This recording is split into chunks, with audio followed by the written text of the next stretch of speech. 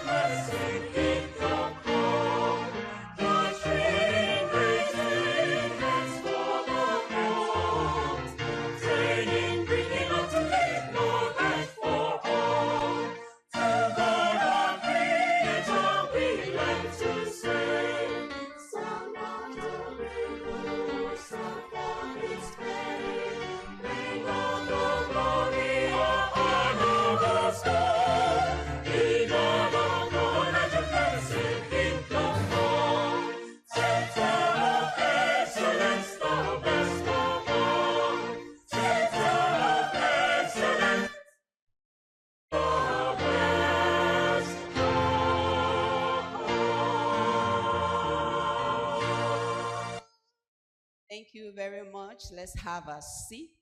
Thank you so much. Once again, welcome us to the 12th edition of our monthly workshop for a well-informed workforce. And once again, I want to remind us we are celebrating the International Women's Day 2025. And you know, this year's theme is for all women and girls: rights, equality, empowerment. Rights, equality, empowerment. Well, there's one thing I always appreciate the College of Medicine for. No woman is put down here. Am I talking? Aha.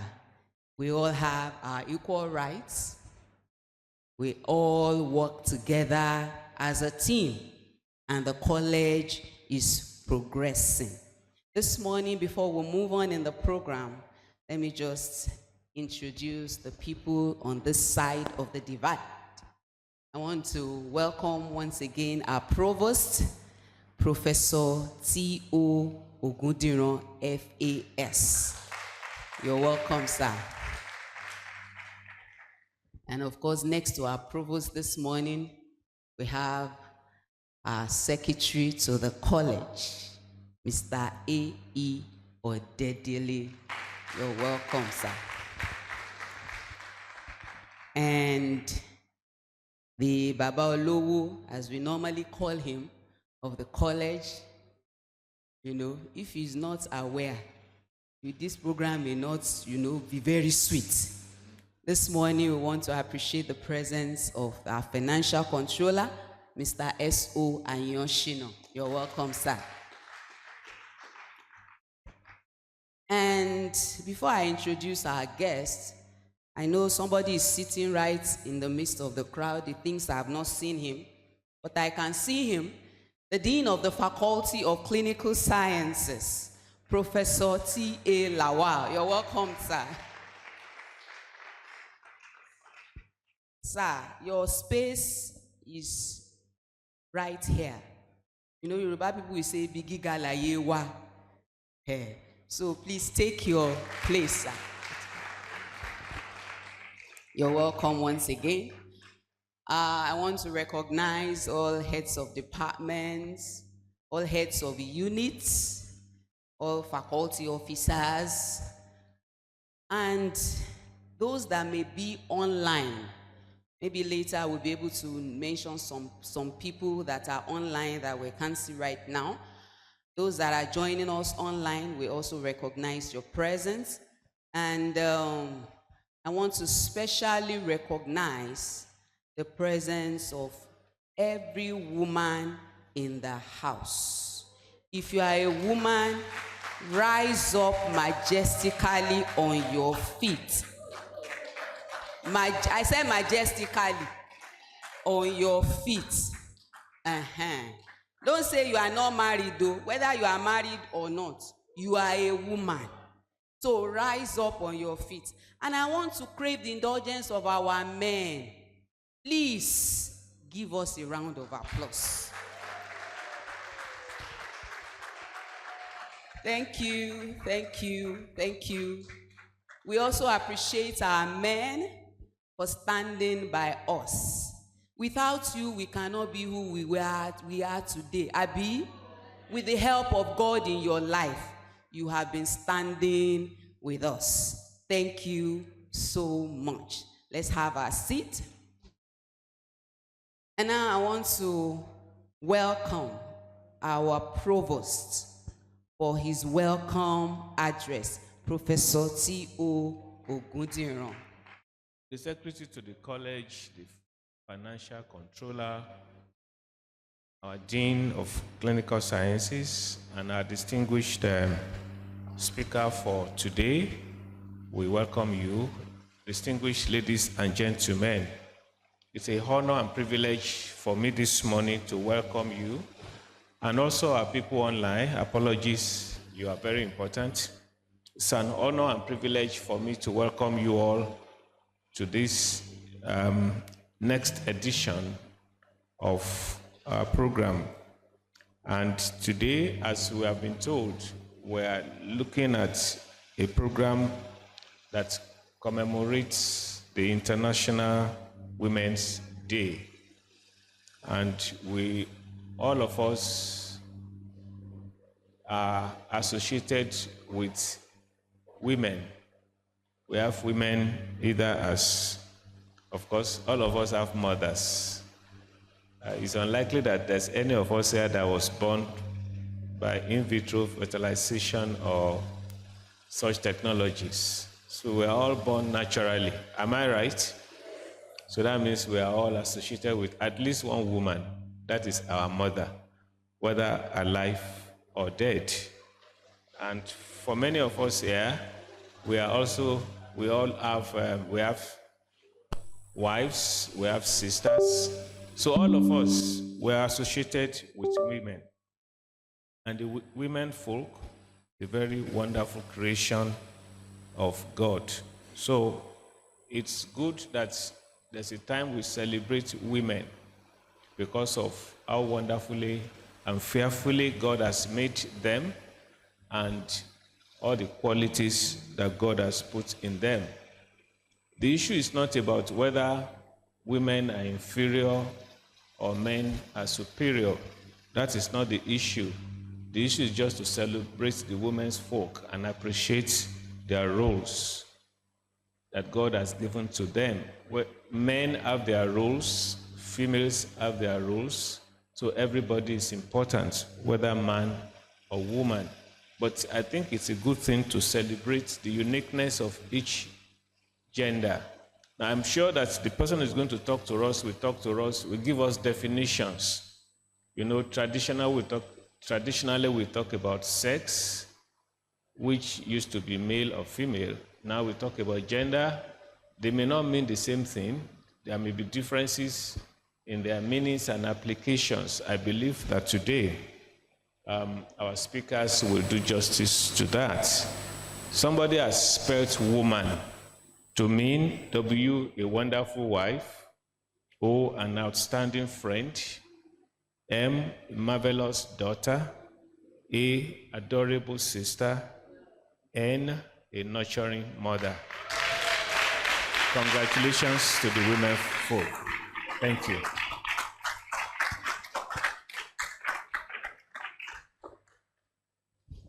Thank you so much, sir. Before the program ends, I'm going to ask us the acronym that Provost has just given us this morning. Whoever is able to tell me correctly, don't worry, we will preserve something for the person. I want to introduce our guest. You can see she's a woman. Although we have two guests, we are still expecting the second person. But you see, mommy is already here because today we are celebrating women. I want to introduce to us the coordinator of the Gender Mainstreaming Office of the University of Ibadan, Professor Francisca C. Upokolo. You're so much welcome, ma'am. Thank you for coming. We appreciate your presence this morning. Thank you. I know when the time comes, she's going to dish a lot of things out for us today. Before the lecture presentation, ITU, I hope you are ready for us. We have the normal information technology training for us. This morning will be anchored by our dear Mrs. Ayodeji. All right.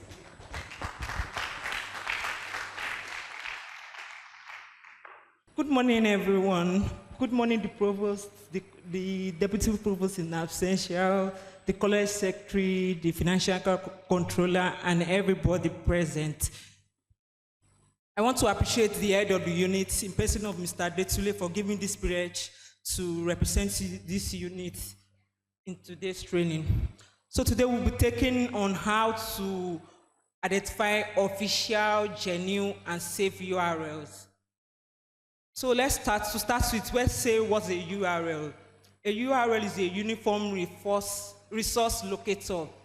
It is the address of a web page or a file on the internet. So whenever we want to browse on the internet, you will type in a particular thing. So whatever you are typing in is the URL. It will have something in form of HTTPS / as we continue, you will see how it looks. So a URL tells your browser what to find a website or a resource. So a URL is broken down into domain. So a domain is a part of a website address. A URL can also be a website address, but in our own term is URL. That, and I said, is uniform resource locator. So it's the name of type, is the name people type to visit a website. So they are splitted into different types, which is top level domain. I'm sure at the end of some URL, you used to see .com, .org, .net. So that's a top level domain, and there's a sponsored top level domain. When we see, just like College of Medicine website, you see .edu, .gov. So that's another sponsored top level domain. Then country code top level domain. Just like Nigeria, you have seen, like College of Medicine website will be www.com. Let me go to this place. www.com.ui.edu.ng. So that's a country code top level domain, and there are subdomains. That's the part of the whole larger domain or URL. So this College of Medicine website URL. So we can see the HTTPS, that's the protocol, and the CoMUI. The CoMUI is not like the top level domain, no. It's just a short form of College of Medicine. Then we have the domain, that's the UI. Then the edu is the sponsored top level domain. And the country code, just to say, oh, this university is in Nigeria, that's why it is .ng. So the major tips is that when you see a domain, like for instance, a bank, you will not be seeing, like for Access Bank, you will not be seeing access something. It's always explicit. Most official websites are always explicit, just like, as I said there will be HTTPS. When you don't see the HTTPS, it's something that you have to be conscious of, because it may not be a genuine website. I'm not saying it will not be, but it may not be. Then they are very simple. When you are seeing complicated names on websites, no, it doesn't look so genuine. Then look at the second point, the way Amazon is written here. For people that want to camouflage, you can see that the way the M is written, R and M, just to confuse us. By the time you see something like this, you see that this is not a genuine website. And as I said earlier on, when you see HTTPS, you see that, oh, this site is secure. I can put in my information. Anytime you see a website that you see without the S, it doesn't look so genuine. Then there's another symbol that is always close to our browser. When you type in the URL, you see that there's a padlock sign. So that padlock sign would make us see that, oh, this is a genuine website. But when it's flagging it, it doesn't look genuine. So on the final notes, these are final tips I will give to you. Whenever you see a shortened link, just like the way I'm seeing, before it takes you to the next page, try and make sure you look at these tips before you continue with the URL. Then never enter your personal information on any unknown website. Just any website that says, oh, Foodco is doing 40th anniversary. It doesn't really look genuine. Look at it, look at the URL. If it's Foodco, it will look so simple, so that we don't fall prey of all these things. Just immediately we enter our BVN, enter our personal information, our phone number. It's not so right. So always make sure you look out for all this. And also you always try and update your browser. There's a setting that you go to your browser that you make it, anytime you go to the internet, you always try and update it. Then your antivirus, make sure it's always updated. If you don't have an antivirus, try and install one that is genuine. Then you stay alert and trust your instincts. Sometimes you may not you may feel that, oh, this is not really genuine. If you feel and you have that instinct, please don't go ahead with it. Then when you click to on a website and you are directed to another website, another website, please just close that browser. Then if you enter on a site and you see a lot of things popping up on that website and it's coming up, just try and close that browser immediately. Thank you.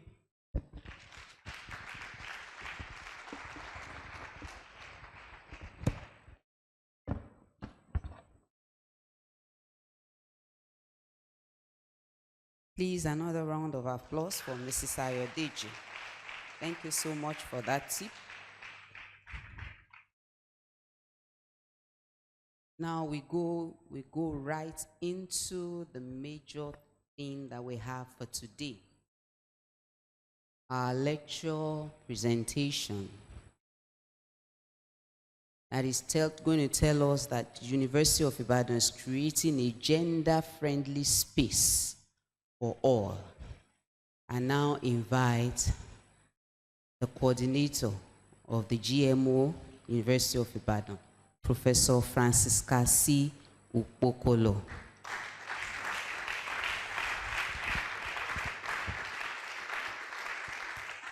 Thank you very much. Good morning, sir, the Provost College of Medicine, Professor Ogudinran, your husband of Mary. Yeah, that's my friend. We're in Faculty of Science together. So, yeah, well done, sir. And we live in the same neighborhood, but you don't know. So, good morning, the Deputy Provost Absentia. Good morning, the Dean. Good morning, the Financial Controller, the Secretary of the College of Medicine. Good morning. Ladies and gentlemen, good morning to all of you. Thank you for inviting me to this program. So, they are supposed to present my, they're supposed to send it from the yes. Understanding the place of gender mainstreaming at the workplace. Understanding the place of gender mainstreaming at the workplace. So, go on, please. So I'll begin by looking at carrying out some conceptual clarifications. Thank you. Where I'm going to be talking about some concepts so we can understand what we mean by those concepts. The provost mentioned the difference between sex and gender. And he said that today we are going to learn the difference.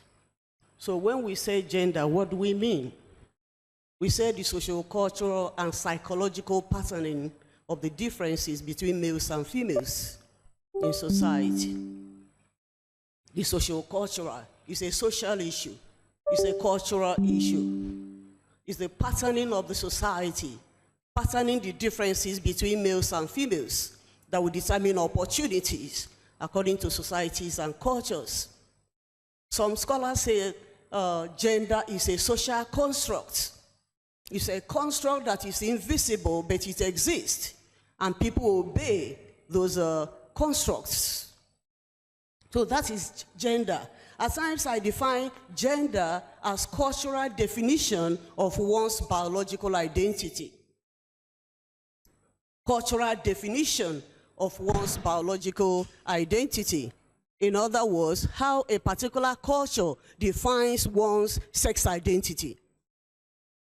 And that is why whatever is obtainable in a particular culture may be different from what obtains in another culture. So as you move from society to society, you may see some differences.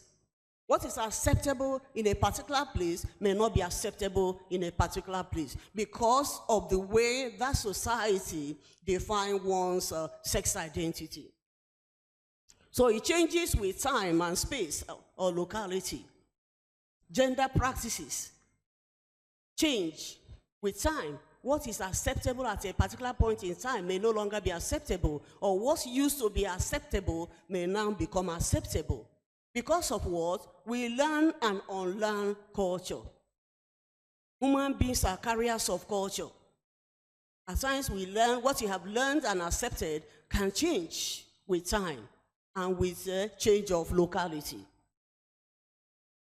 So, if you see the example I gave there, you know, those days in traditional African society, women were traditional health attendants. They were the ones that were nurses, they were the ones that were gynecologists. But now, with the modernization, men have taken up all those medical professions, although women are also there. That is in modern setup. So gender issues do not mean women issues. People used to make that mistake, that when you say gender is women, no, it's about men and women, and how things affect men and women in society. So, it's issue because it affects men and women negatively. The women issues are things that affect women only, like cancer, cervical cancer, for instance. This is College of Medicine. I don't know whether we have changes now, new discoveries. But I'm not a medical personnel, so I don't know. Maybe I'm going to be educated by the time I'm leaving this place. Okay, could we go to another page? Gender issues. The use of toilets in a shopping mall, airport, or school, or an institution. We have 3 toilets. Or let's assume we have 5 toilets, or let's say 6 toilets. And we have 20 men and 10 women. We have 6 toilets and 20 men and 10 women, or even less than 10 women. It would be wrong to say that, okay, women should have 3, men 3. So it will be a gender issue. Again, you may look at the way women even use toilets. You know, at times when we go to secondary schools, trying to look at adolescent sexuality, particularly menstruation, among adolescent female students, we look at the toilets. One of my students, in the research she carried out, she said that the girls were complaining of lack of privacy. Young boys can just get into the toilet, whether they close the door or not, they wee-wee and go away. But girls they would likely stay longer because they want to change their sanitary software and all that. So we move on. Can we move on, please? Gender equality and gender equity. Equality, equal. Distribution of resources, equally. 3 toilets for men, 3 toilets for women. We have 2 women. You have 25 men. Equality says, divide whatever you have equally.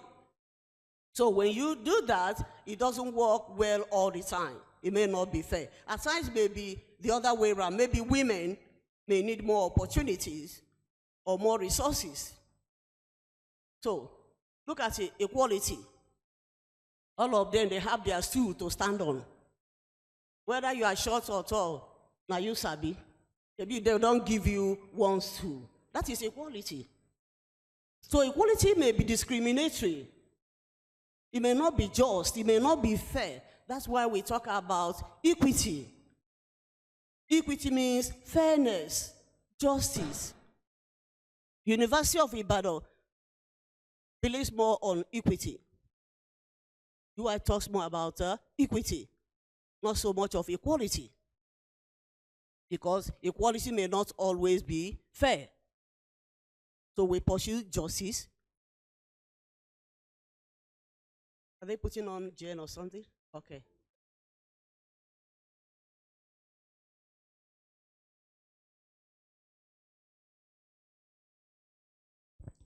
Okay, thank you.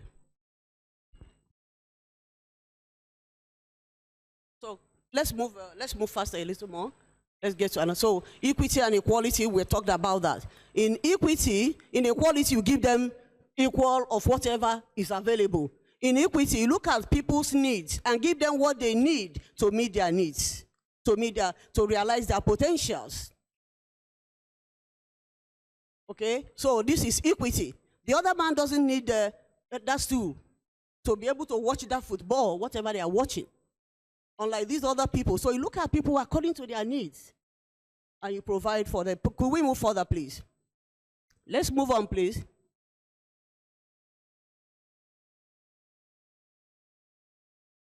Okay, let's move on, explain this. Gender inequality. Of course, when right resources and opportunities are unequally distributed among genders, including men, women, boys, and girls, this imbalance is rooted in long-standing social norms and power structures that reinforce discrimination and perpetuate unequal access to power and privileges and opportunities. Gender inequality intensify the difficulty faced by marginalized groups like women, like youth, like children, like people that are differently abled. People will say they are disabled. They are not disabled, they are differently abled. Can we move on, please? Gender blindness. Let's move on because of time. Gender-friendly policies or persons ensure gender consideration in every decision so that men and women are not disadvantaged.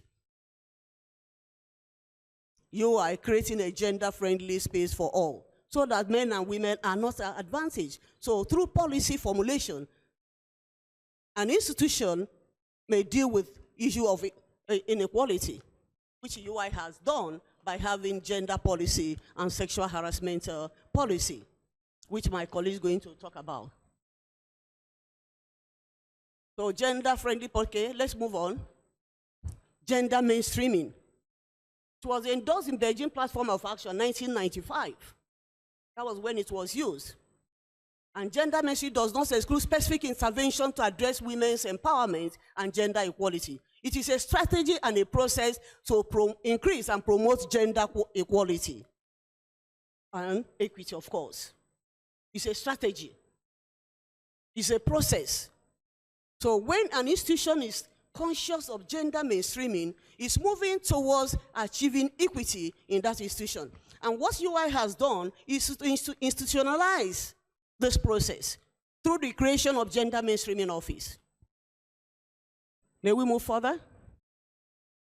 It requires change of attitude because by applying gender mainstreaming, it means that people need to change their attitude.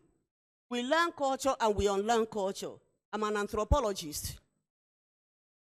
We learn culture by observation, by imitation, by tuition, direct tuition. So we can unlearn what we learned traditionally, which we have been carrying on because human beings are carriers of culture. So when people enter an institution, they may need to unlearn culture. Let's move further.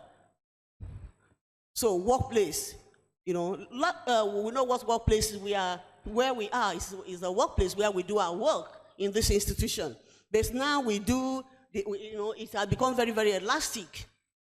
Remote job, work from home, and so many things, and so many terms. So we can have two layers, the micro level and the macro level. UCH, College of Medicine, that's the macro level. At the micro level, there are your particular units. The units where you work, your department, is the micro level. And at that level, you should ask yourself, how am I going to bring about that kind of transformation that will imply that we are gender mainstreaming, which means we are applying the strategies and processes that allow for inclusion, that allow for equity and fairness. May we move on? So it focuses on people. May we move on? And of course, it eliminates discrimination. What is the importance of GM at the workplace? Institutional resilience and growth. It strengthens institutions, and it makes the institution stable.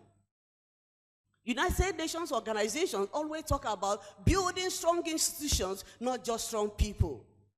Because strong people will come and go, but when you have strong institutions, it will outlive people.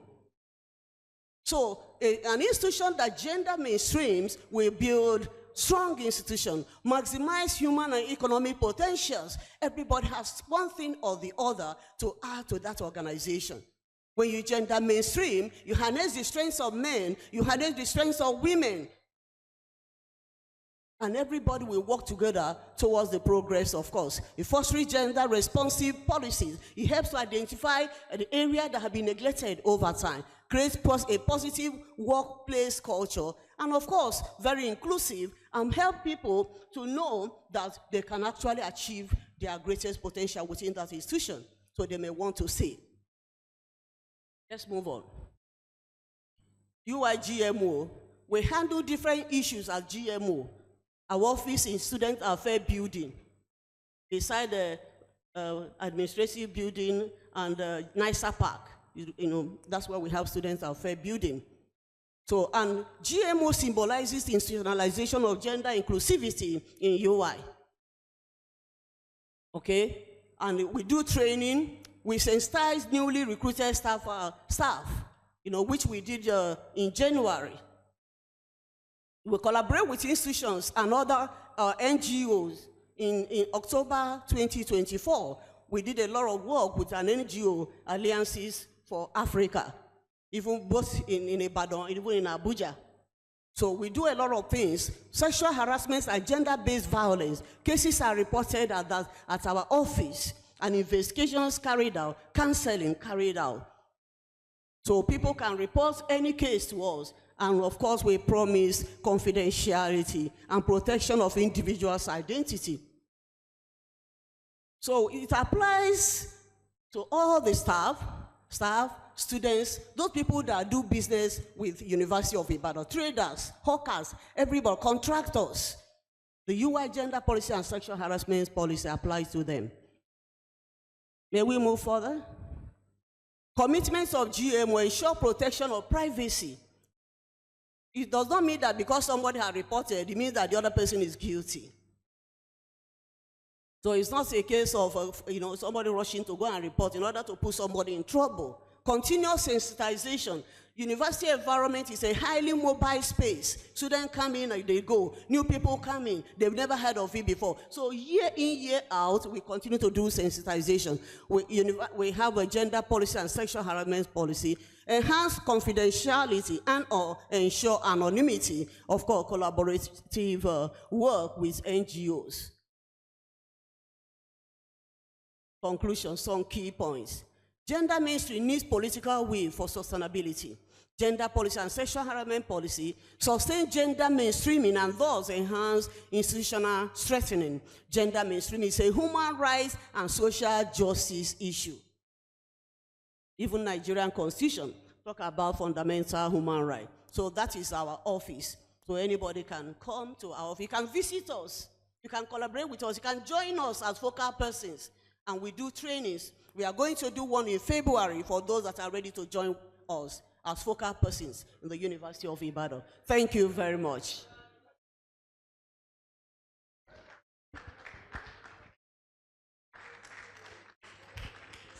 Please, another round of applause for Professor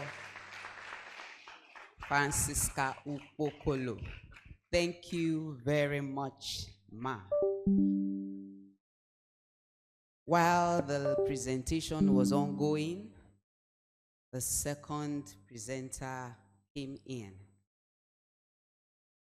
Before I call him up, please, it would be appreciated if you could put down your questions. Let all questions, comments, and all, please write them down so that by the end of the lecture, we can all submit and we can take the questions together, just so as to save time. Right now, I want to introduce and also invite our second speaker of today. He's the gender focal person for the GMO University of Ibadan, Professor Demola Lewis. You're welcome, sir.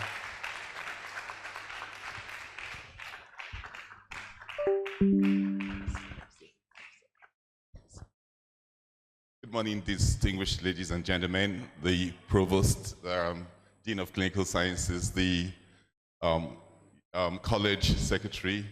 I think he's a money man. Yeah, so thank you very much.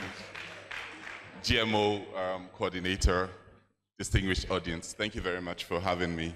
I'm sorry, let me apologize for coming late. Mr. Diogo, yeah, let me apologize for coming late. I've also seen someone who was doing photocopies for us as undergraduates back in the day, yeah. Well done, ma'am, yeah. Great, yeah. Okay, great. So, I hope my slides come up soon.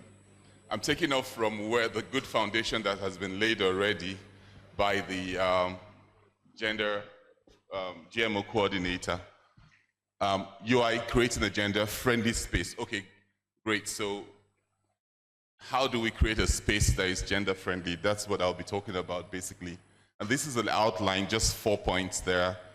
Gender and sexual harassment in perspective, a bit of that has been given. Then gender-unfriendly spaces, gender-friendly spaces, and then UI towards gender-friendliness, basically. Thank you. All right, so gender, as has been defined, is a social roles assigned to persons by virtue of their being male or female. So roles that are assigned, not the biological roles that we have, but the ones that are assigned. And basically, it's a social construct, which means that society is what determines it.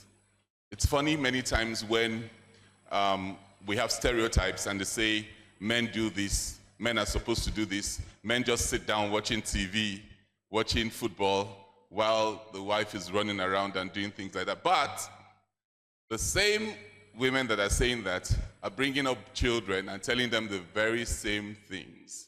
The boys can go and play football outside. The girls should stay in the kitchen and be with mommy.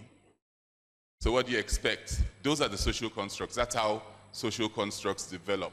So the idea is from childhood, you know, so whatever gender situation we have in the country is from the home. Yes, that's important. So that's how social constructs develop. It's not based on skill or qualification, just premised on sex. You are female, you do this. You are male, you do that. Females can do this. Males can. This job is for men. And with technology right now, the advancements of technology, there are no jobs that are for men. I mean, because we don't need brute strength to do things any longer. Technology has advanced beyond that. So, yeah, great. So it pertains to females and males alike. And it is like the malaria parasite in the blood. We have gender biases, basically. We all have malaria parasite. I hope I failed medicine, so I mean, I don't know if I'm correct, but I'm a failed medical student, so. But I know that we have malaria parasite. Everybody has malaria parasite, right? And it just depends on what level it is before it manifests as malaria. So that's the same thing. We have biases. We all have it to some measure, these biases. And we have to realize that at the beginning, that we're not objective all the time when it comes to gender issues. Yes, please, next slide.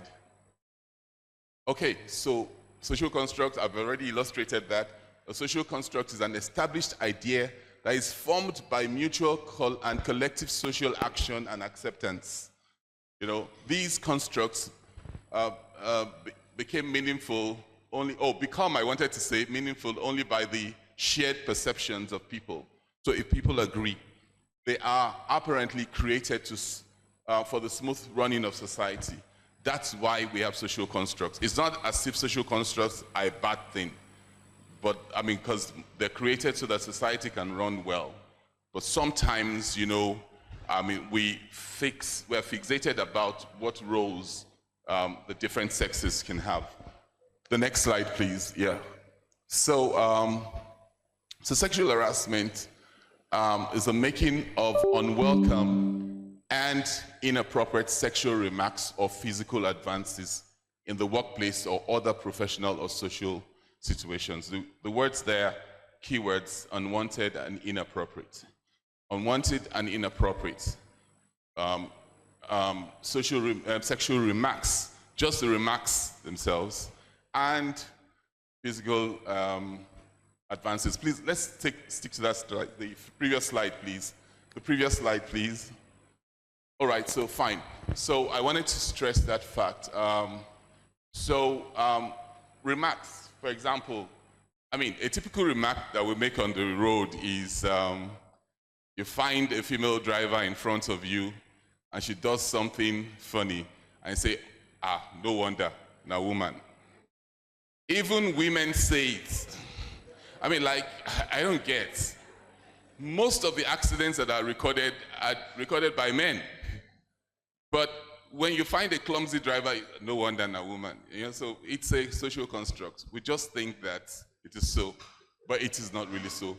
So the image here, you see some lady using a computer, and maybe her boss comes to show her something on the computer, and he places the hand on the hand of the woman, you know, and of the lady, to show her to move the mouse, you know, around.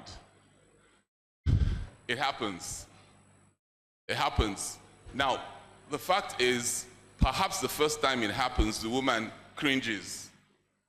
That's showing that she doesn't want that kind of a touch. But of course, she can't say anything because this is her boss. And he's not conscious enough to realize that that cringe means that this is a no-go area. And then he says she didn't complain. How will she? Because there is authority. And that's another thing with sexual harassment. I mean, once there is authority, there's a potential for sexual harassment. Because then people cannot speak up the way they would with their peers, for instance. So we have to be extra careful about that. The next slide, please. Yeah. So sexual harassment, still in perspective. So there can be gender harassment, unwanted sexual attention, sexual cohesion. So gender harassment, verbal and non-verbal behaviors that convey hostility, objectification, exclusion, or second-class status about members of one gender. So, hostility. Amen, amen. Oh God, men are scum. You know, this kind of women are terrible. Like, I mean, how do you deal with a woman? Many people who go to the staff club regularly say that they are running away from their wives. I mean, like, yeah. But they're going towards another vice, more or less. I mean, I'm a member of the staff club, faithful member of the staff club, fee-paying member, and all of that stuff. And I enjoy my liquor many times so that I prepare for heaven, because that's what they drink in heaven. But then so yeah. But yeah. So yeah. That's it. But yeah. So hostility. So we have subliminally in our subconscious some hostility against the other gender. It's there. It's there. I mean, our gender is on the right side. The other gender is on the wrong side. Irrespective of the fact that you're in love with somebody of the other gender, and you're married to one, and all of that, when something pops up, women, that's the way they are. Meanwhile, men manifest those very same things. Women gossip, for example. But what do we do in the staff club? After a few bottles, free reign. You get, so great, I'm gonna come. So, unwanted, okay, objectification, that's seeing individuals as sexual objects. And now it's not just females that are seen as sexual objects. Every boy is gymming. Have you found out why? Because he wants to appeal to the girls. He wants to have these six packs, which I've tried to have all my life, but it's looking like impossible, but at least I have 2 packs. But the point is, yeah. So yeah. So boys and girls want to appear as sexual objects to one another. And that's why you find the kind of attires that they make these days, you know. I mean, you're dressing up, but it looks as if you're undressing. I mean, if you know what I mean. So someone wears something and very nice dress, and then she puts a hole around here. What for? For the television set or something? I mean, I don't guess. So So people can look elegant without those details, but it's in the subconscious that we need to expose something. We have to show something. So the guys will wear very tight stuff, you know, that it shows their muscles and gives some appeal and things like that. And it's becoming the norm, all of that. Okay, great. Okay, so all of that. No, we're still there.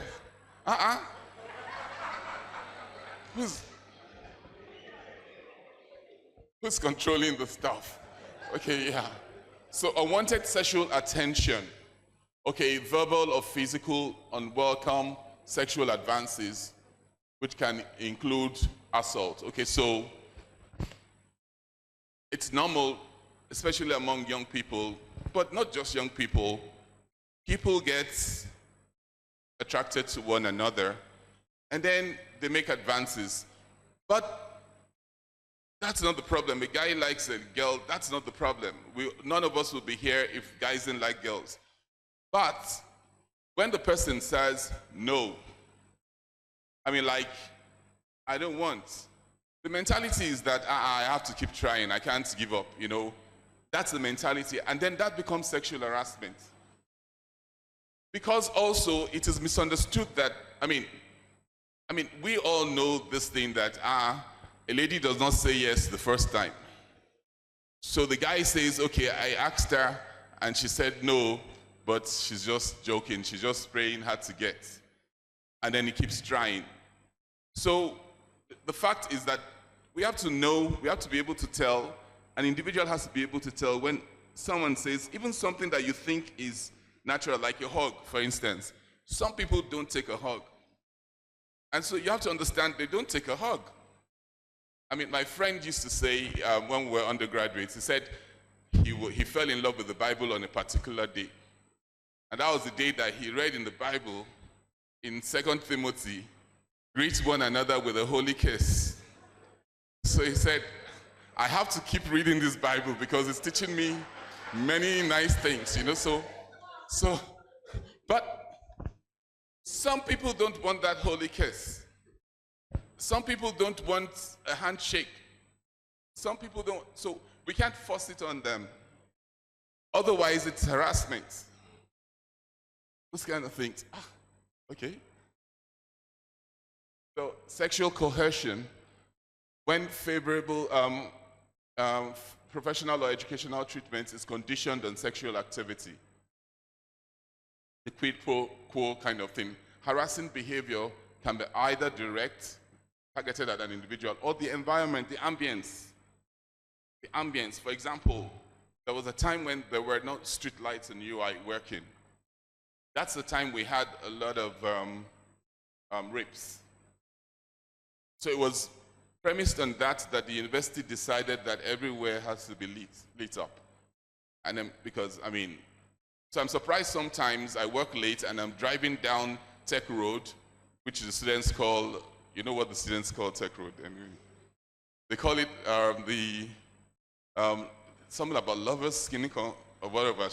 Anyway, but you find students working there, trekking, because there is light, that means it's all lit up, so they're trekking at past 12 midnight. I mean, sometimes I wonder, these guys are brave, but the point is, they feel safe. So you're creating a friendly space that is safe. It's not that it's advisable to walk alone at 12 midnight, but the reason they do that is because they feel safe. Time was that we couldn't even get to SUB at 7 p.m., let alone, 12 midnight. So the quid pro quo kind of thing, and like I said, a rich ingredient of sexual harassment is authority. So if you have any authority over anybody, automatically you're a potential offender. That's what it means. And so one has to be extra careful. And that's what we mean by creating a gender-friendly space. All right, the next slide finally. Okay, so UI sexual harassment, the university considers any act of sexual harassment as gross violation of fundamental human rights of the victim and academic freedom in the case of the student. That's coming straight from the gender policy of the university. So Many people don't know this, but the fact is it exists, and the policy is there, and it's been reviewed once. I think it's even going for another review.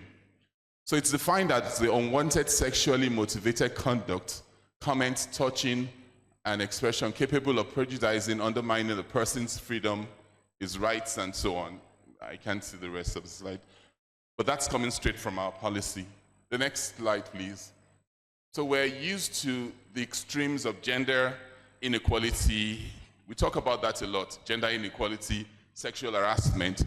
But creating a gender-friendly space is the prevention of all of that.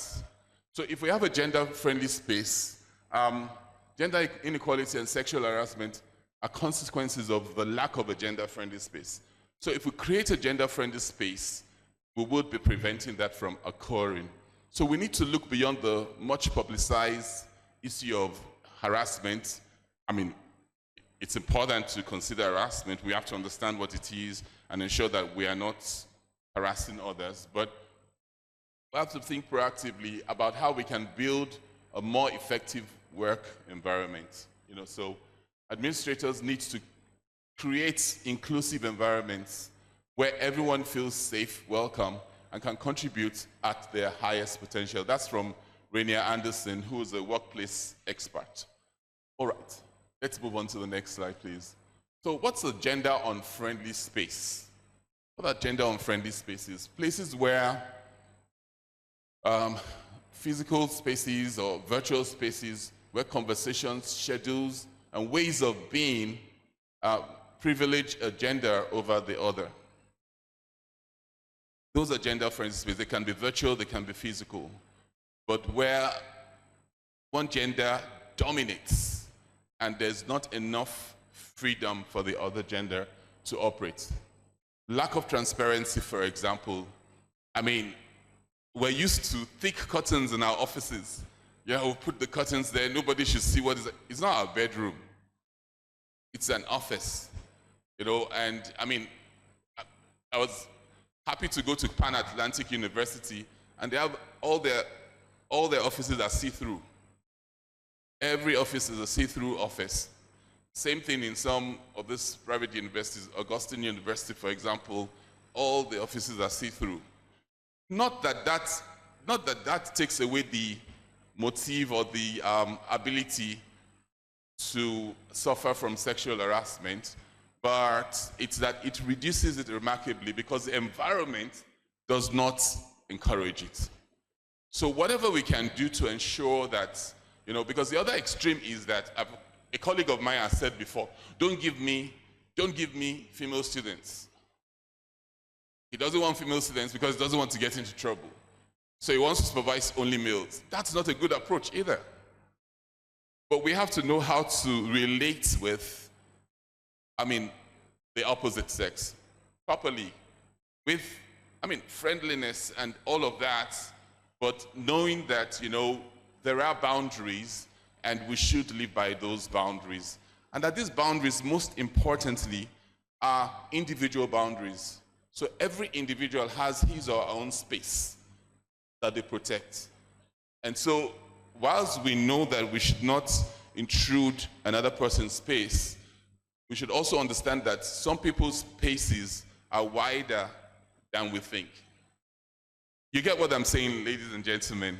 So we have to understand that. So we can't say, this particular person, are you not like the others? After all, this other person does, no, sorry.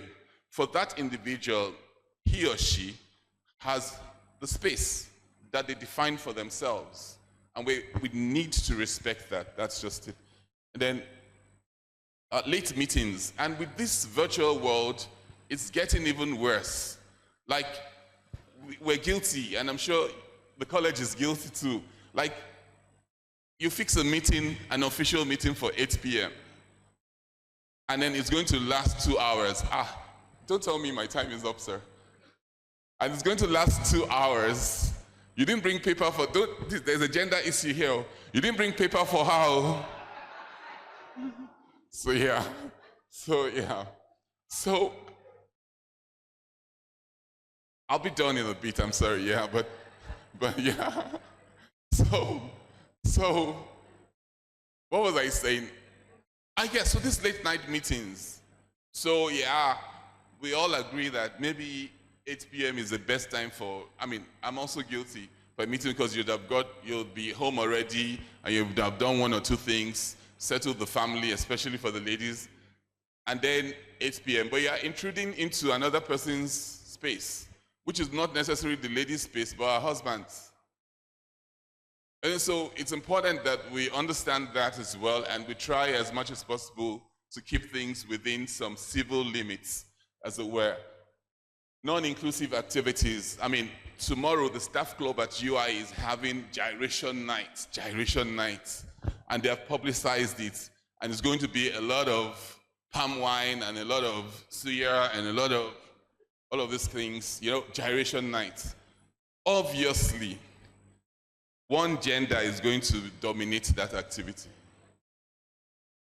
And the staff club, when you register, you're told that, in fact, when we vote, it's you and your spouse that have registered, that are members. So your entire family is a member of the staff club. So how is it that gyration night does not start early for starters, and does not have ice cream that the children can want to come and have, and doesn't have, and how is it that the club does not have a veggie sales area that will attract some women to come from time to time to the club, or some activity? We just had the tennis open, and it was an all-male affair. Tennis.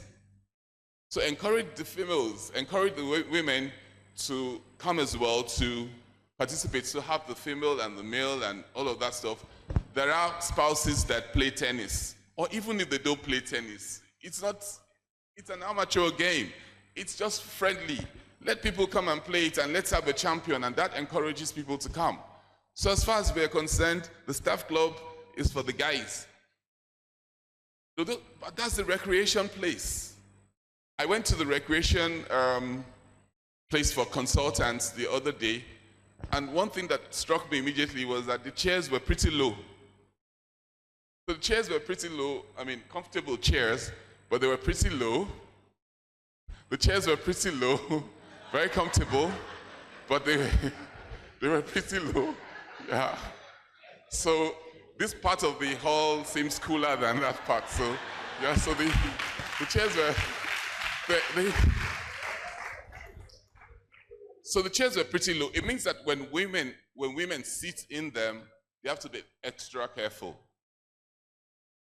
And in many places like that, if we have chairs and tables that are even high, then there should be some kind of a covering so that a lady can still sit on them comfortably. But we seldom think about those kind of things in terms of creating gender-friendly spaces. Look at this. This is a very gender-friendly space that we're in. Because everything is covered in front, But you get to many halls in UI, many classrooms and halls for lecture halls, and all the spaces are free. So a lady that sits in front, she can't sit in front. She'd rather sit at the back, and automatically you have already segregated gender-wise just by the architecture or the furnishing of the place. But many times we don't think about those things. We just, this place is beautiful, the aesthetics, but we don't look at the functionality in terms of gender.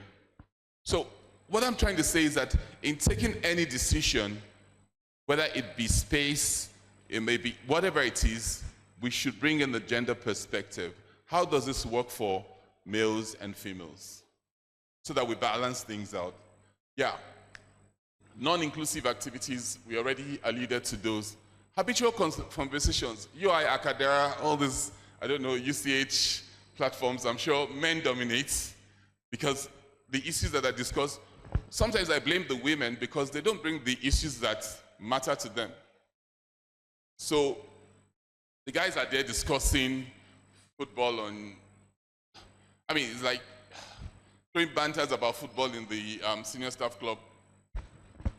And in UI Akada, the guys are talking about the things that they want to, and the women are quiet, and a few women like Professor Okokolo would come up talking about this and talking about that. So I can count maybe like 4 women on that platform that are really very active, that come and give their opinion. One of them is from here, Ugalatu.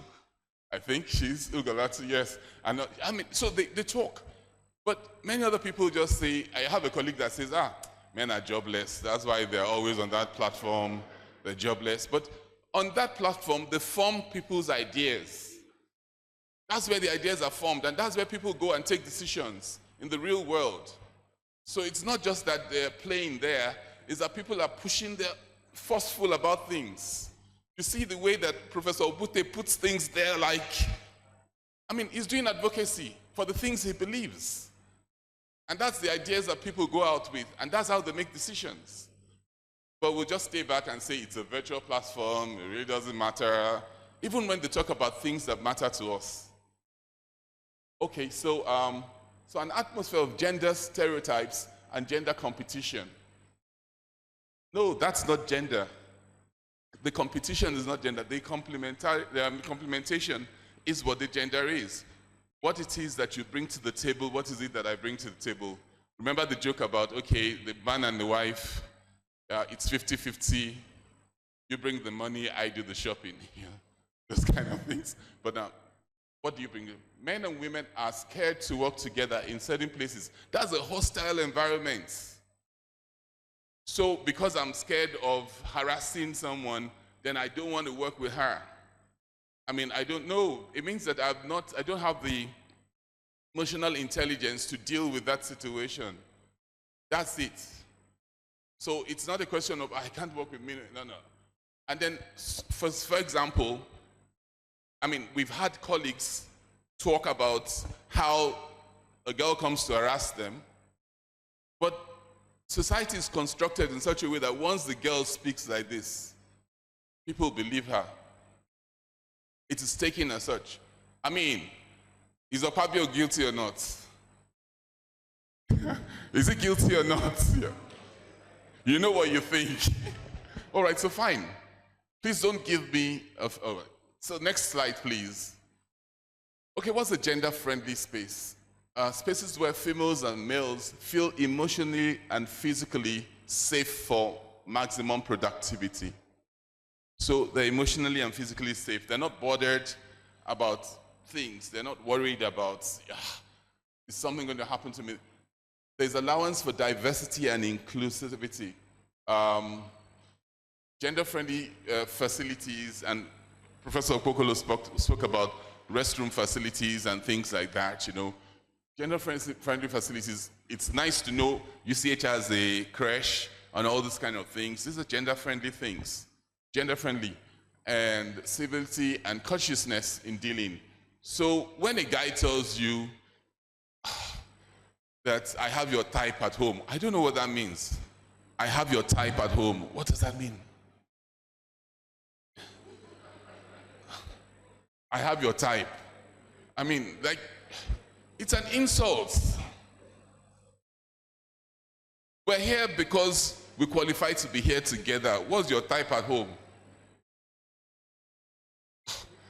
So those kind of things, you know, but we say, it's said. And you find people agreeing with the person that, obìnrin lásán. I mean, I don't get it. Like, I mean, you know now, so we have a spirit of equality sustained by equity, as has been said. We're equal, but some people need help for particular things so as to measure up. And that help is not in perpetuity. It's not forever. So every equity has a deadline. It is reviewed. And then you see whether you still need to continue along that line. But to say that things have to be shared equally, we're all equal, and then, no, that's not right. That's not fair. Because we know that there's been a sustained privation. I'm sorry, I'll be done in a bit. So the prevention, better than the cure to gender inequality and sexual harassment, is creating a gender-friendly space. All right, next slide. I think we're almost done. Yeah, this is about, I wanted you to say something about this. Is the Nigerian Senate a gender-friendly space? If you agree, say, say ah. If you don't agree, say nay. All right. All right, so fine. But that's your verdict, right? But have you seen any evidence? What's the evidence? Natasha said so. Sir, what else? No. What's the evidence? But you just said yes to it now, that it's... What's the evidence? The number of females versus... I agree with that. So there's no equality, there's no... Yeah, but that they are not... The males are not gender-friendly is what we're saying. So yeah, there has to be a lot more women in the Senate. But how do you do that? Because women will come out and campaign. And often when women come out to campaign, women oppose them. So how, because the only way you can get in the Senate is by winning an election. It's not by, they don't just say, okay, let's have this number of women in the Senate, which is the ideal, but it's by election. So, all right, so fine. So we need to separate with that. I think that both Natasha and Akpabio are guilty on both sides. Because one thing is the procedure of the Senate, which Natasha flouted, but which the president himself flouted. How can you sit on your own case? I mean, I don't get it. Someone has an accusation against you and you're the one using the mace. I don't get it. You step aside, you recluse yourself a bit. Let's not go political, but you recluse yourself a bit. Let the deputy speaker handle the matter, and then that's it. So even on the procedural grounds, both of them are guilty. And then when it comes to sexual harassment, you take it where it's supposed to go. But you don't say because you're moving a seat, then it's sexual. So both of them are guilty on both sides, by my estimation, but let's move on. Next slide, please. So UI affirms all of these. The university's commitment to the university to create a gender-friendly workplace for all by educating all members of the community about the requirements for sustaining a safe, secure, and gender-friendly environment, publishing and enforcing the sexual harassment policy, and sensitizing the community about how to redress gender-related violations. When we talk about the sexual harassment policy, Prof mentioned that it's not the Nigerian police waiting to catch somebody. So privacy is there and all of that stuff. And there's also the notion, many of us don't know what sexual harassment is. So, I mean, sensitization and educating the person about it is important. So if you have an offender, for example, the person needs to know, appreciate the fact that he or she has done wrong. So that's why, I mean, then if that person understands that, you have solved the problem. But if the person does not understand it, then you have the perpetrator. So it's important that we also see that, because that culture that, I mean, some of our colleagues simply go to the US or Europe for a 1-month thing and they're already caught in the web of sexual harassment because of the kind of things that we say and we get away with around here. I mean, you can't see a person and tell her that this your dress is really nice, you're looking sexy. Pekilode? I mean, you'll be gone. I mean, that's just it. But it's things that we do here, we just say, you're really looking sexy today. Yeah. So that means you use the sexy eyes to see me. That's what it means. So, sensitization, improving counseling and monitoring, gendering the curricular and all of that, to ensure gender lens in decision-making across the board. and the affirmative action where is necessary. That's equity, affirmative action. So for the next 3 employments in this department, all of you are male here. The next 3 people that we're going to get must be competent females. That's affirmative action. Competent females. So there are competent females, find them. That's the point, yeah. All right, so next slide, please. I hope I'm almost done. Okay, is UI a gender-friendly university? If you agree, say, ah. If you don't agree, say nay. Okay, so the ayes have it. Okay, fine. So fine. Yeah, UI is working at creating a great gender-friendly space. I mean, there's an effort to do so. Thanks to the GMO over the years, but thanks to also the openness of management and all of this kind of thing. So they see that there's a need for gender friendliness, a need for, and we don't really have a choice because now our studentship is largely female. And we find out that, as happens every time during convocation, 90%, 95% of those with the first class are females. But we now ask ourselves, what then happens to them when they're out there?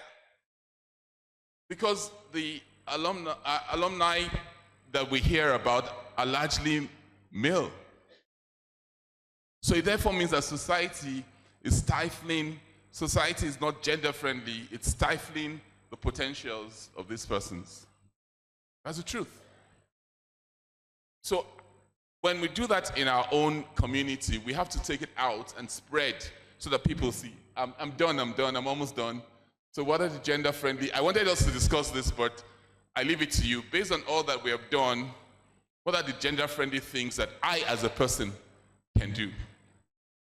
At your workspace, there must be some gender friendly initiatives that you want to apply at every level of the cadre. So that the next slide, please. And then, these are gender biases that we have, and I think I've used the slides before. Females prefer male assistants. Females prefer male, even in the halls, females prefer male supervisors and porters. The female halls, the wardens prefer male supervisors and porters. How is that? Why? I mean, I don't know. Are they going to be carrying luggage or what it is that they're doing? But they feel that maybe the ladies would respect the guys more or something. But we've had cases where that in itself has been a case of, has caused harassment. I mean, only less than 2 years ago, one such porter was sacked. So these are things that we have to think, okay, does it make more sense to have more guys around having access to 1,000 and something girls in our hall? And so on. So surveillance, CCTVs, technology can do all of that, so, and then when we need the men to come and do the battle, we can call them for reinforcement, those kind of things, yeah. So, we have the creche here, but does that creche run 24/7? No, it doesn't. But there are people working in the hospital 24/7. So where are their children? All right, so fine. What conveniences in UI? I mean, just by a list, you can tell, I keep on saying that every opportunity. By a list, you can tell a male from a female in UI because they'll put the first name of the female there and then they'll write AA. Whenever they write my name, AA Luis, I'm wondering who is this? Who is this? Because I know myself as Demola. They say AA Luis, AA Luis. No, so why must we be able to tell males from females on a list? It means that we can take decisions that are gender-list from a list. Not from competence, but from a list. Let's make sure that more men are in this thing. Let's make sure that more women are in this thing. From a list. So it's not gender-friendly. I hope our orgas, the provosts, the deans that are here, Dean of Nursing, ma'am. Yes, the deans that are here, I hope they can hear very well and say this loud, because that policy has to change. Let people be called what they applied as. If by application the guy said, I am Olatunde Davis. Olatunde Davis is his name, not O Davis or O Davis. I mean, all right, so fine, yeah. Okay, so bringing discussion closer home, gender inclusive recreation, I already alluded to that with the staff club things and so on and so forth. Let's be gender conscious. We want everybody in this space. So let's do things that is going to bring everybody. Gender-friendly spaces, meeting times, virtual spaces, lighting up the whole place. To avoid task distribution bias. So to think that men can do this, women can. Ordinary task. People learn on the job. And we have this tradition of a winning team, never change a winning team. So that when that winning team retires, you stop winning. So the winning team has to groom others to toe that line. Yeah, and then even in distribution of tasks, we can't say that, we should avoid that the same people are in the same committee all the time. So this guy and this lady are in the same committee all the time. They can't function with other people. So it's important that we think about these details. Gender-safe spaces. Have a space where everyone, that's the idea, is able to work, socialize, and build support network access. Access health, and other services without the fear of judgment or discrimination. Not of discrimination. I'm sorry, it's old age or discrimination. So, all right, so UI aspires to be a world-class university where gender equality is institutionalized and students and staff integrate gender-friendly perspective into personal and professional dealings. Both sexes have equal rights, freedom, condition, and opportunities for realizing their full potential. That's gender equality. It could be as simple as, we said that already, where there is fairness in representation, participation, and benefits accorded to males and females according to their respective needs. That's equity. So kindly try and read the gender and sexual harassment policies. They're online on the UI webpage. So take some time to try and read them and so on. I think the last slide now, okay? So remember, a gender-friendly space is the prevention for gender inequality and sexual harassment. Thank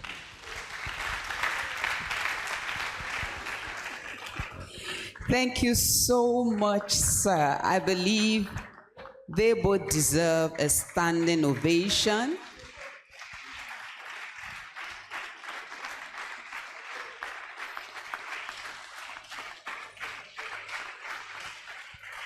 Thank you so much. We already have some questions here. I will just give to the people that are meant to answer. We have Professor. No. So I'll give Professor Bokolo's questions and Professor Lewis's questions. So what we'll need, maybe just read and answer, just stick them together in order to save time. And then we go on from there. Maybe after then we can check if we have any question online. And then we go ahead from there. There are many questions here. Is it possible for gender equity to be attained in Nigeria, especially as it pertains to political leadership and workplaces, considering Nigerians' religious or cultural diversity? When you say, is it possible? It's possible. Whether we have attained it, we have not attained it. It's a possibility. But at times, I look at when it comes to politics in Nigeria, I think we move a step forward, 2 steps backward. We have gender policy in Nigeria. We have reviewed it 2026. Yet, look at the representation at the Senate. It's disheartening. It's terrible. Only 4 women, now 3. I can't imagine how those women are even surviving there. Former governors are seated there, and so these women just come in. And they are there, they are 4, now they are 3. It's very painful, no matter the reason. It's very painful. So, it's a possibility if we have the political will. I think the best time we had in elective position was under Obasanjo. In appointing position was under Jonathan. And after that, it got worse. It's very painful. It's like a bird flying with one wing in a country made of men and women, and only men are leading. There are many decisions that are being taken there that women may not, be taken into consideration. Is it possible to eradicate rape in Nigeria? I don't think there's any society where it has been eradicated. No. I don't think there's any, but society should be able to have a way of dealing with people that violate the laws. Through enlightenment, right from secondary school, GMO goes to primary and secondary school to enlighten young people. The technology is not helping matters because the phone is in the hands of young people. They are doing what their parents did not tell them. But we will not lose hope. We will continue to. But so when you say, is it possible? I have not seen a society where it has been eradicated because human beings are born, human beings grow up, they learn from everywhere. Peer group influence and all that. Drug is a major cause of that societal ill. So, a prominent woman is alleging a prominent male leader of sexual harassment, taking into consideration the issue of equity, fairness in gender mainstreaming. What is your position on the matter as a coordinator of GMO? Thank you very much for this question. I was watching the telly when there was a problem at the Senate. Later, she appeared at Arise Television. It was in the process of asking her a question, but why do you think that you will raise your hand and they will not call you? You said, because I did not do what he wanted me to do. That was what she said. I equally watched the telly when she was at Arise Television. And that was when she said, like lecturers that sexually harass students and refuses to pass the student because the student did not abide by his expectation. That was what led to the issue of sexual harassment. She was not talking about sexual harassment at the beginning. She was explaining why she would raise her hand several times, nobody will call her. At times, I look at something, I say, God will get plenty of things to judge you. I tell you, because the hands of man, we cannot know. Man and woman. There are many things we can look at the surface and judge. There was something I posted at the Akada platform yesterday. When people were saying, oh, why didn't she go to the space?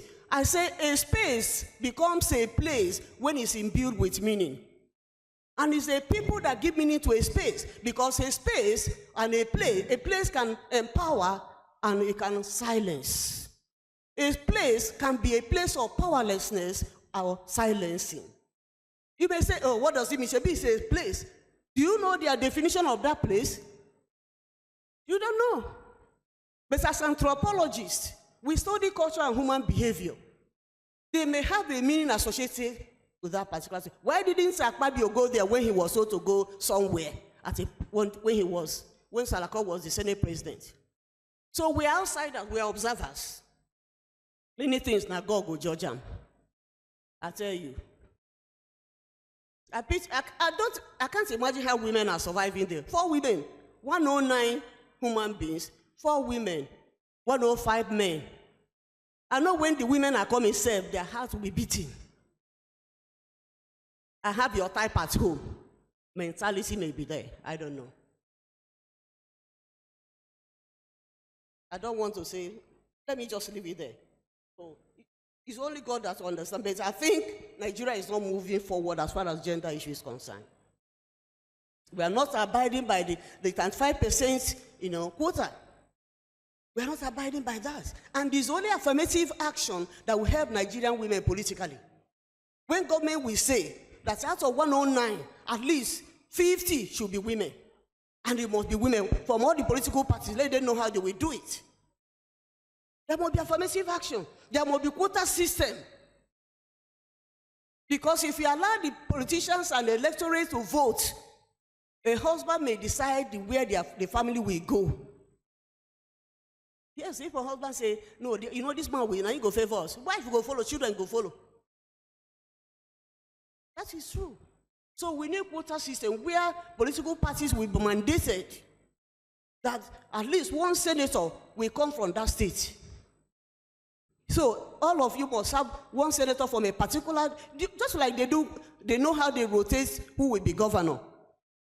We must do quota system. It's part of affirmative action. Women are almost scared. Even gender activists. It's like pouring water on fire. People are not happy. Many women activists. That's just the truth. Because we don't know where to start. The ground we gained, we lost everything. I'm not looking at the content of the allegation against Sabiu. I'm looking at representation. I'm looking at fairness, equity, and justice. Thank you very much. Is there any other thing? Okay, let me.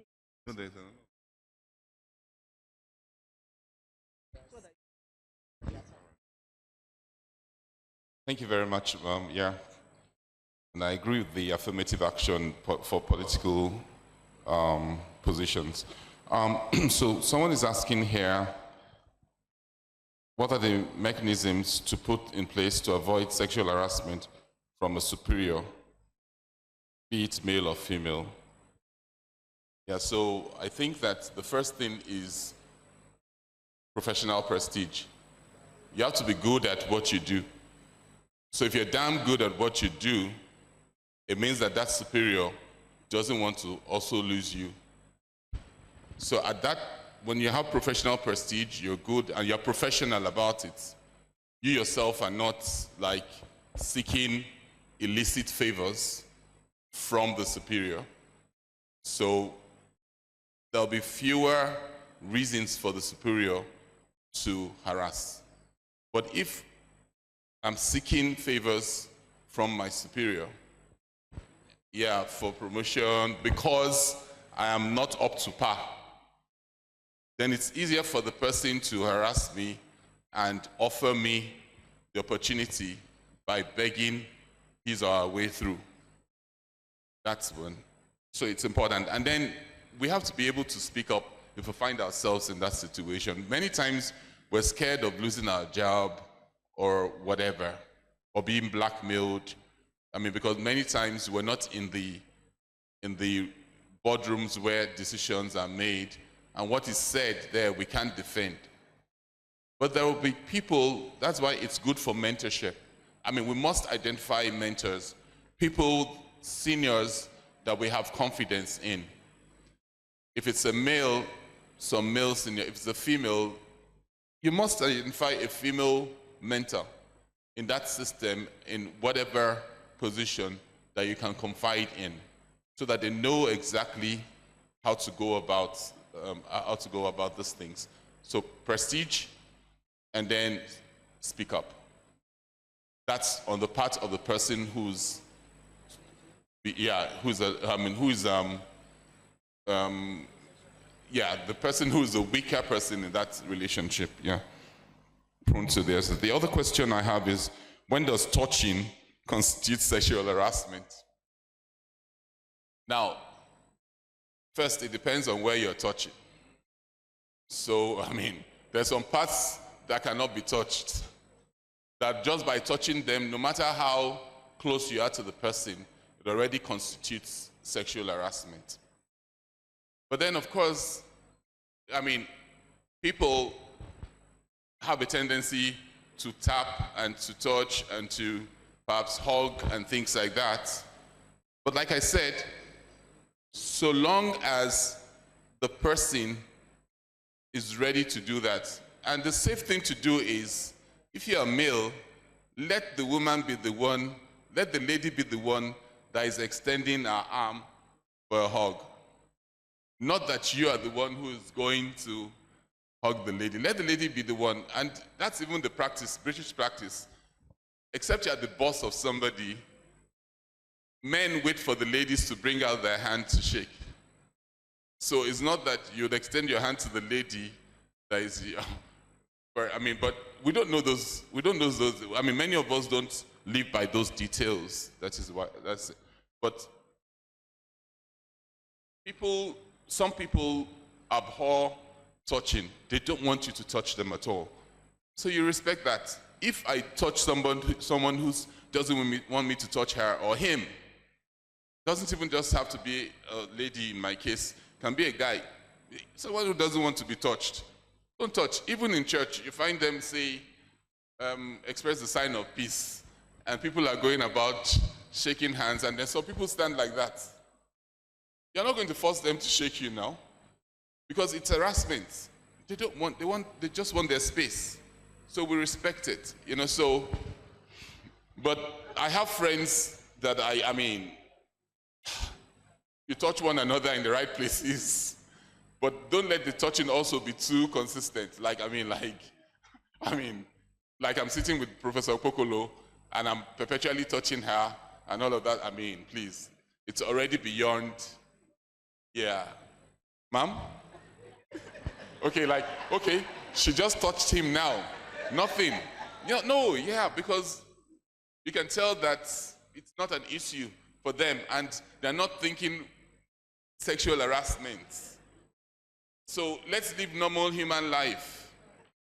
Normal human life.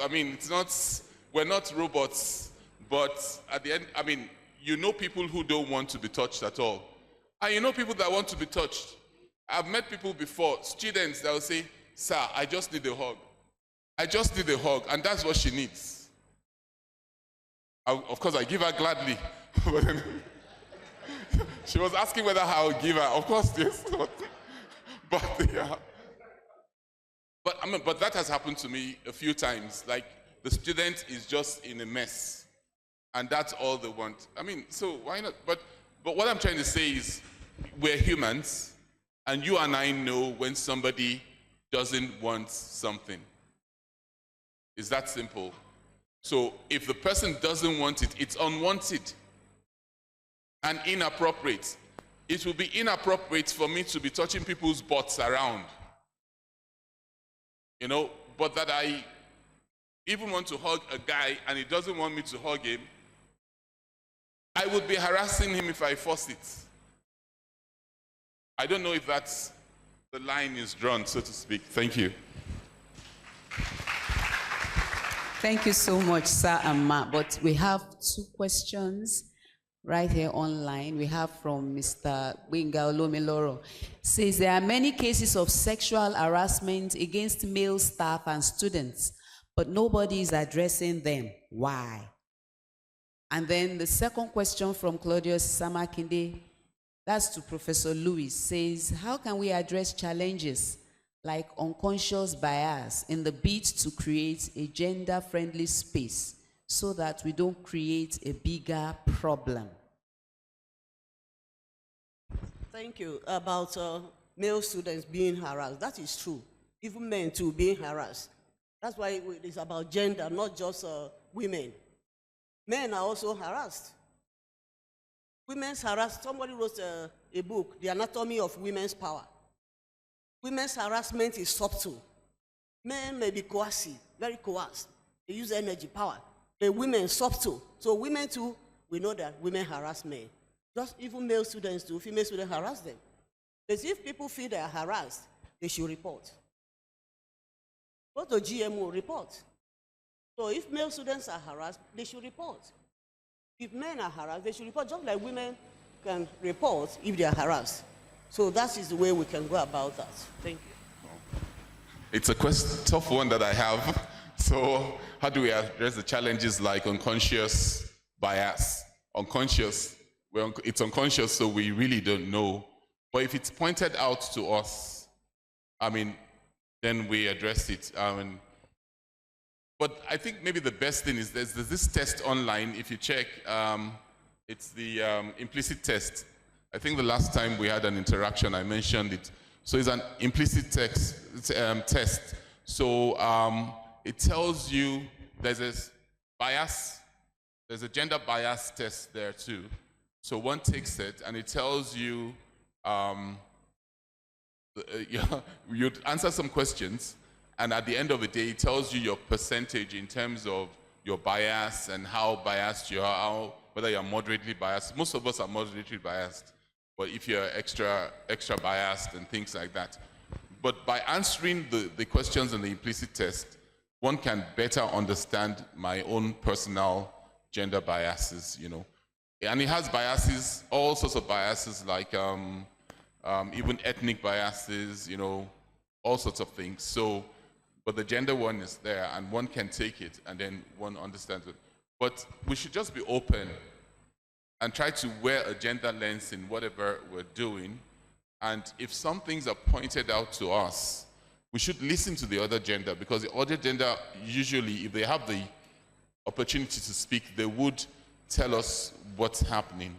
So, I mean, we should listen and then try to adapt. But of course, we only try to achieve perfection. That's why when decisions are collective, they're better, because all perspectives come to bear in taking those decisions. I'll leave that way, ma'am. Thank you. Thank you so much. There is a last one. That's to Professor Okpokolo. Ma, is it possible to balance gender superiority in our society? That's a question from Fasoro Babatunde. You know, culture is highly entrenched in human society.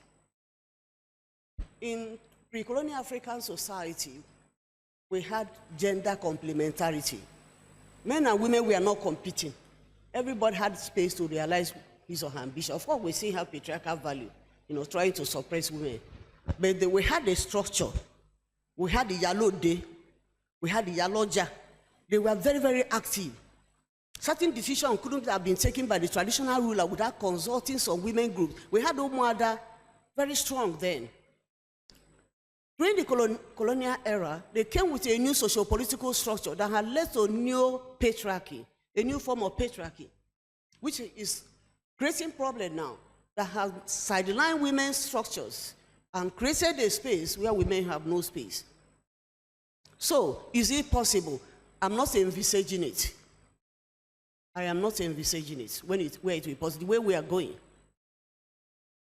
But maybe in some other countries. But let's be hopeful and continue to agitate for inclusivity. Thank you. So, someone just called, Dr. Igbari just called my attention to the fact that when I was responding to how the mechanisms to avoid sexual harassment from a superior, I didn't talk about the fact that the person can report the matter to the gender mainstreaming office.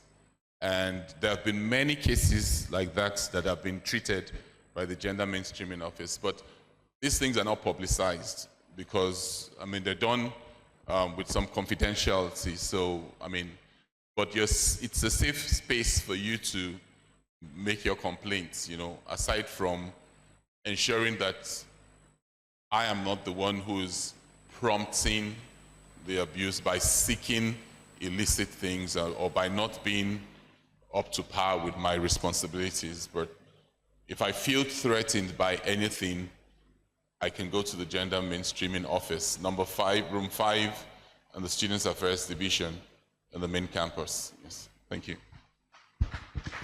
Thank you, sir. Thank you, ma. We're so grateful. I believe we all have learned one thing or the other this morning, and we will take it from there. At least each and every one of us can begin to act and try to create even gender-friendly spaces in our own workplace. Thank you very much. Before I call on the provost for the closing remarks, I would like to invite the secretary to the college. If there's any, no announcement and all that. All right, the program is gradually coming to an end. and our time is far spent. I would like to invite the provost for his closing remarks. Professor T.O. Ogundiran.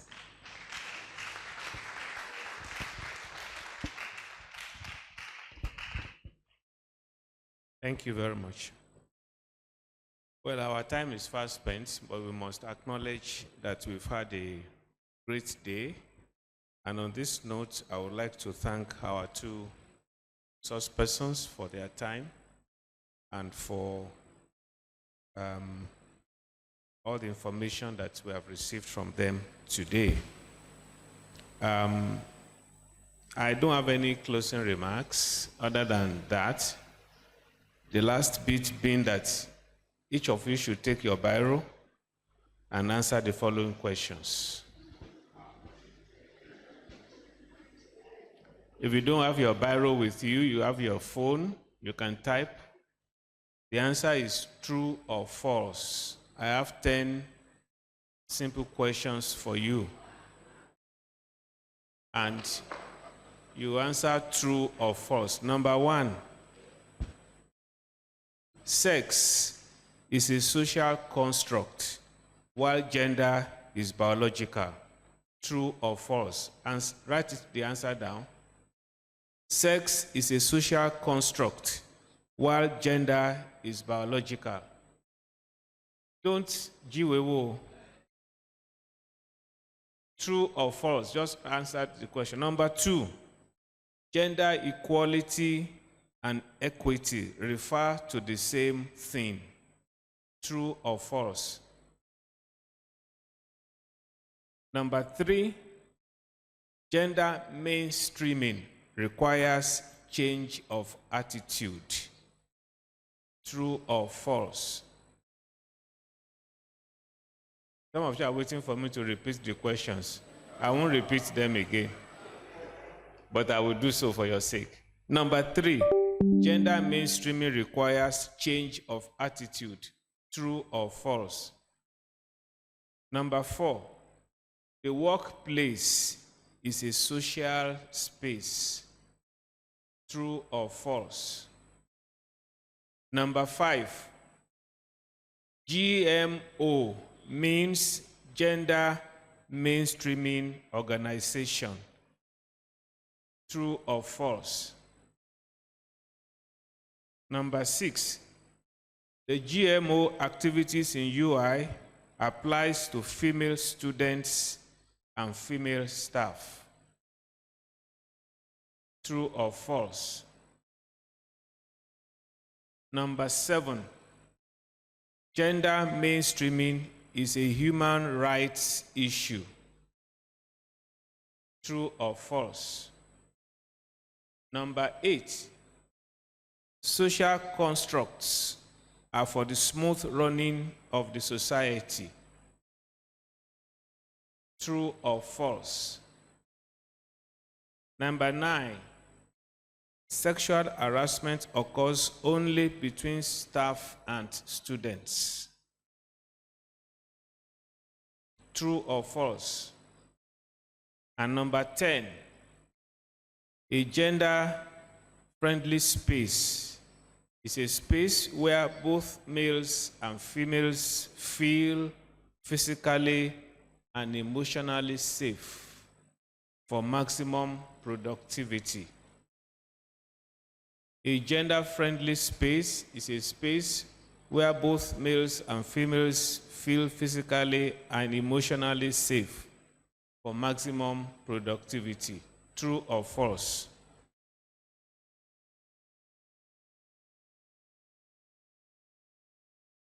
So we come to the end of the quiz. Then you mark your script yourself. Number 1, sex is a social construct, while gender is biological. False. If we make mistake, our teachers are here. So mark yourself right or wrong. Number 2, gender equality and equity refer to the same thing. Number 3, Gender mainstreaming requires change of attitude. Number 4, the workplace is a social space. True or false? Number 5, GMO means gender mainstreaming organization. Number 6, the GMO activities in UI applies to female students and female staff. Number 7, gender mainstream is a human rights issue. Number 8, social constructs are for the smooth running of the society. Number 9, sexual harassment occurs only between staff and students.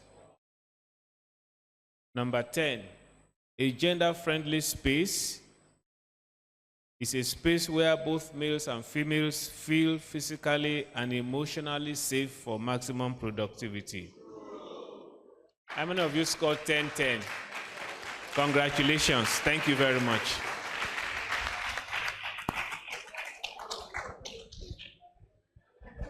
Thank you very much, sir.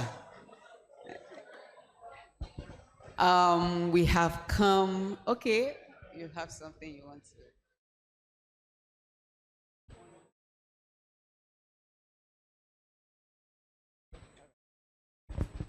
Well, thank you very much, sir, for inviting us. On behalf of GMO, I wish to present these two documents to you. University of Ibadan Gender Policy and Sexual Harassment Policy. Thank you very much, sir.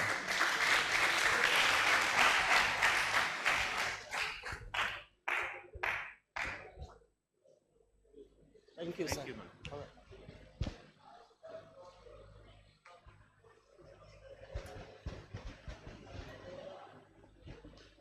Thank you very much, ma and sir. Before we take the anthems, I want to also recognize our Deputy Provost is online. Professor S.B. Olaleye is online. And there are other heads of departments also online. You are all recognized. There are some of our colleagues from the main campus online. I want to specially, okay, if they are from the main campus and you are here physically, can you please rise up? You are here physically and from your, oh, please, a round of applause for them. Oh, thank you so much for coming. I know this is the second time I'll be seeing Mr. Elekuru. Thank you so much. It means you have become a partner of the College of Medicine. And as we have a lot of them online, I want to recognize especially Mr. Isama Kinde. He's almost always online. So please, let's give all online viewers a round of applause. So thank you so much. Once again, before we close, I want to give all women here today, rise up and, appreciate yourself. You don't want to rise up? Okay, I will appreciate myself. So thank you all for coming. Our men also for standing by us. We appreciate you. So thank you very much. Let's all rise up for only the first stanza of the national anthem. Only the first stanza to close this meeting.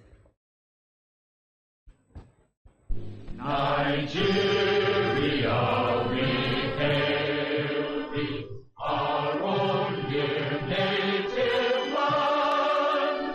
Though tribe and tongue may differ, in brotherhood we stand. Nigerians old and proud to serve our sovereign motherland.